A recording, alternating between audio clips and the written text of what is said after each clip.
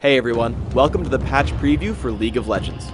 This time we'll be going over some of the changes coming with the Vayne update. We're adding a new mechanic to the game, Tenacity. Tenacity works a lot like Mercury Treads do now, but Blind and Silence are getting added to the list of debuffs shortened. Mercury Treads are replacing their current passive with 35 Tenacity, but we're also adding 3 new recipe items, each with 25. Cloak of Agility and Dagger build 1, Blasting Wand builds the second, and Philosopher's Stone builds the third. We want to give players ways to combat crowd control heavy teams without feeling like they're forced to take Mercury Treads.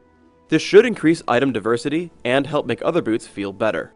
Note that Tenacity does not stack, it just takes the single highest value. If you have all 3 of these new items plus Mercury Treads, you'll still just have the 35 Tenacity from Mercury Treads. We felt that Shen wasn't able to carry a game if he wanted to, but also was doing too much damage without investing in it, so we're lowering the base values on Key Strike and Vorpal Blade. However, we're more than doubling the scaling on Key Strike and converting it to scale off of bonus health. This should let Shen carry but not deal a ton of damage without trying. Jarvan is an amazing bruiser, but fighting him can be frustrating. We're increasing the cooldown by 1 second and mana cost by 5 on Dragon Strike to help fighting against him in lane. We're also slightly lowering the high-level values of Cataclysm and Golden Aegis, so that tank Jarvan is a bit more manageable. After watching Nocturne some more, we find him a little too powerful. We're hitting the high-level flat damage on Duskbringer and Paranoia.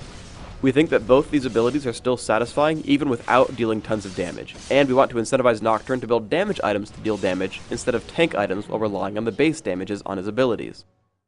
Karthus has a lot of gameplay that doesn't allow for any opponent interaction. Either you don't kill him and he deals a ton of damage to you, or you do kill him and he still deals a ton of damage to you. We're lowering the duration of his passive from 8 seconds to 7, and nerfing the AP ratio on his ultimate from 0.7 to 0.6. Players should now find killing Karthus to be a more appropriate end to his damage output. We had also given Karthus lower death timers to compensate for the 8 seconds of his passive. However, we've made that time actually count as time dead, so we're removing the death timer reduction since it's just extra at this point. We like the direction of the Gangplank remake from last patch, and now we want to give him more reason to walk into melee range. This patch, we're increasing his armor and attack speed per level, while also giving him a bit more attack range. Gangplank also got better cooldowns on Remove Scurvy and Cannon Barrage, in addition to Cannon Barrage having a bit more slow at early ranks of the skill.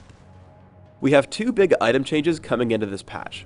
First, we're lowering Sunfire Cape's damage per second from 40 to 35. While Sunfire Cape is an interesting item, it's just dealing a bit too much damage without any real gameplay. Second, we're making some changes to Wit's End. The mechanic of Mana Burn either completely shuts down a champion for an entire fight, or is useless and has no effect. So, we're removing the mechanic from the game. It still deals 42 magic damage per hit, but now instead of removing mana from the target, it places a stacking magic resist buff on you when you attack. We like that Wit's End is an attack speed anti-mage item, so we want to keep that feel.